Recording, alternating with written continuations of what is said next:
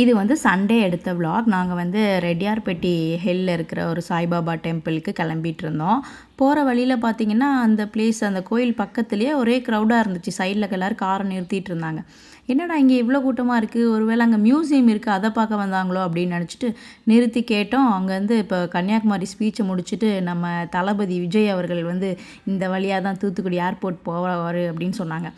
ஓகேடா நிறுத்துங்கடா வண்டியை, அடுத்த பூஜையை பார்த்துக்கலாம் அப்படின்னு சொல்லி நாங்களும் வண்டியை நிறுத்திட்டோம். பார்த்தா அப்புறம் லைவில் ஓகே எடுத்து பார்த்தோம்.